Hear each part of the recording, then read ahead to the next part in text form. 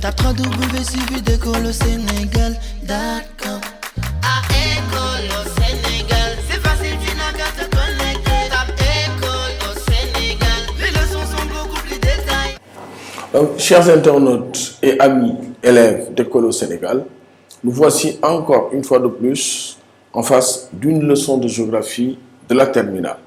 Et cette fois-ci, on était en train de faire des exercices. On avait déjà fait un exercice sur le premier thème qui était la mondialisation et les espaces blocs. Aujourd'hui, nous allons faire un exercice sur le deuxième thème de notre programme qui est l'espace nord-américain. Et nous allons faire cet exercice-là par rapport à la dernière leçon de cette partie-là du programme, c'est-à-dire le modèle économique américain. Alors, nous avons ici en face de nous un exercice type de commentaire de document. Hein? Et je vous avais dit l'autre jour qu'un exercice type de commentaire de document doit avoir d'abord un thème. Le thème de celui-ci, c'est l'économie américaine entre redressement et glissement. Et le thème est déjà important.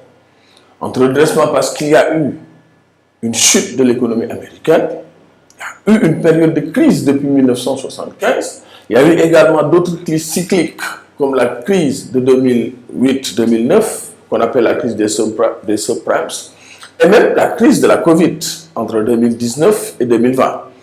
Donc, cette économie américaine a besoin de se redresser. Donc, entre redressement et glissement. Glissement parce qu'il y a eu de plus en plus de compétition dans l'économie mondiale. Et cette compétition fait que l'économie américaine est souvent concurrencée par des pays comme la Chine ou comme des pays de l'Union européenne. Alors, donc, on a d'abord le document 1. C'est l'évolution des indicateurs socio-économiques des États-Unis.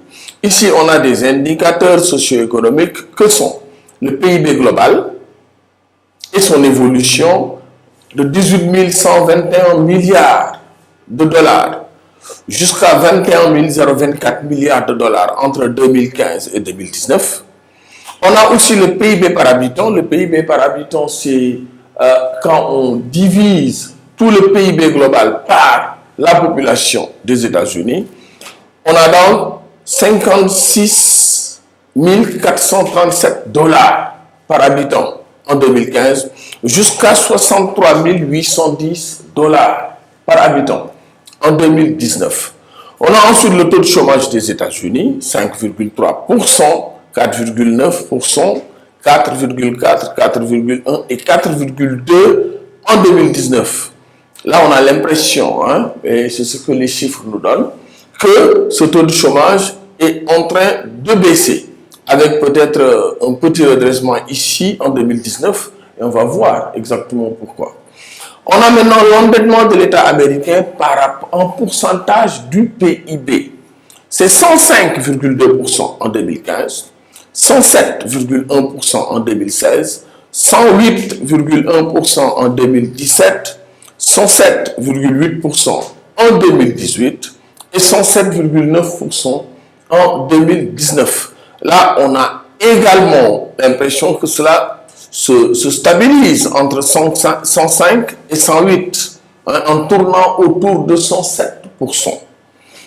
Et il faut dire que quand l'endettement, le taux d'endettement par rapport au PIB est supérieur à 100%, cela veut dire que les dettes sont supérieures à la richesse créée dans le pays. D'accord? Alors, on a également le deuxième document qui nous parle de l'évolution du commerce extérieur des États-Unis, mais là en milliards de dollars. On a les indicateurs, c'est les exportations et les importations, et on a les années. Et on voit bien que ici, en 2015, déjà, on voit clairement que les importations, 2827 milliards de dollars, sont supérieures aux exportations, 2218 milliards de dollars. On n'a même pas besoin de faire le calcul. On voit tout de suite que la balance commerciale des États-Unis en 2015 est déficitaire. Et ce déficit se poursuit en 2016 parce que toujours les importations sont supérieures aux exportations. En 2017, on a le même phénomène, 2947 milliards contre 2306 milliards. En 2018, c'est exactement la même chose, toujours on a un déficit de la balance commerciale et en 2019, on a également un déficit de la balance commerciale. Qu'est-ce que ça veut dire? Ça veut dire qu'entre 2015 et 2019, la balance commerciale des États-Unis est chroniquement déficitaire. On a ensuite un texte qui nous parle de la bonne santé de l'économie américaine. Est-ce que cela va durer? Et il y a un point d'interrogation. Ce texte, il faut tout de suite voir la source.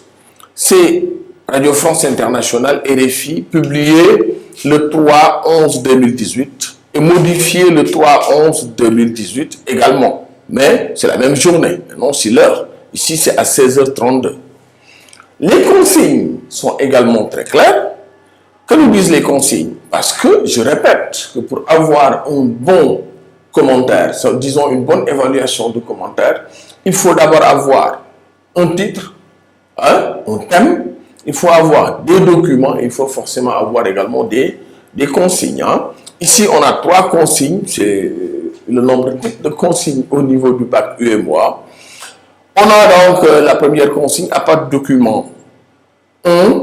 Calculer le taux d'évolution du PIB global des États-Unis de 2016 à 2017, de 2018 à 2019, puis interpréter les résultats obtenus. Donc, il faut calculer le taux d'évolution du PIB. Et vous savez que la formule du calcul du taux d'évolution, elle est également très simple. C'est valeur d'arrivée moins valeur de départ sur valeur de départ multipliée par 100. Donc, on nous a demandé, dans la première consigne, de calculer le taux d'évolution du PIB des États-Unis de 2016 à 2017. On prend la valeur 2016-2017, 2016-2017. Donc, on nous demande dans la première consigne de calculer le taux d'évolution du PIB des États-Unis de 2016 à 2017. Je reviens à la formule. C'est valeur d'arrivée, donc PIB global en 2017, moins valeur de départ, ça veut dire PIB global en 2016, sur valeur de départ, c'est-à-dire le PIB global en 2016, multiplié par 100. Ça donne 19 362 milliards de dollars, moins 18 624 milliards de dollars, sur 18 624 milliards de dollars, multiplié par 100, on a 3,6%. Je précise qu'ici, l'unité, c'est 3,6%. Pour le taux d'évolution du PIB des États-Unis de 2018 à 2019, c'est exactement le même procédé. On applique la même formule.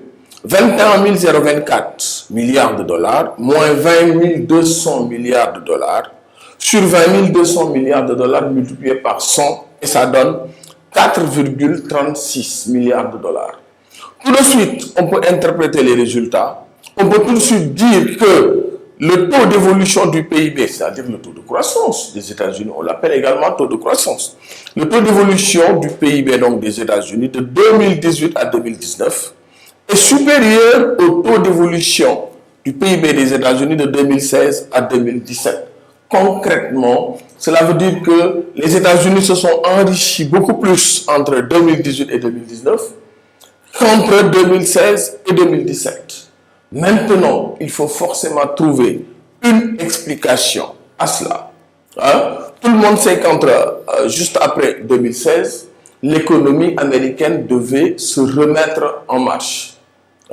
Et pour se remettre en marche, l'économie américaine avait besoin un peu d'un temps de latence. Et ici, à partir de 2018-2019, l'économie américaine était déjà en marche. Et là, on n'avait plus besoin de temps de latence parce que on n'avait plus besoin de changer de président, alors qu'en 2016, on a changé de président. Il a fallu qu'on change complètement de vision économique. Donc, c'est cela. Maintenant, la deuxième consigne nous demande de calculer les balances commerciales parce qu'on a les exportations en milliards de dollars et les importations en milliards de dollars. Alors, calculer la balance commerciale, il faut maintenant savoir que la formule de la balance commerciale, elle est également toute simple. Cette formule. La formule de la balance commerciale, c'est exportation moins importation. Et quand les importations sont supérieures aux exportations, on obtient forcément un chiffre négatif. Pour 2015, on a moins 609. Pour 2016, on a moins 653 milliards de dollars. Il faut toujours préciser l'unité. Pour 2017, on a moins 641 milliards de dollars. Pour 2018, moins 671 milliards de dollars. Et pour 2019, moins 700 milliards de dollars. On nous demande, juste après ces calculs, de faire en sorte que ces calculs-là soient traduits dans un diagramme pertinent de la balance commerciale, de l'évolution de la balance commerciale des États-Unis de 2015 à 2019.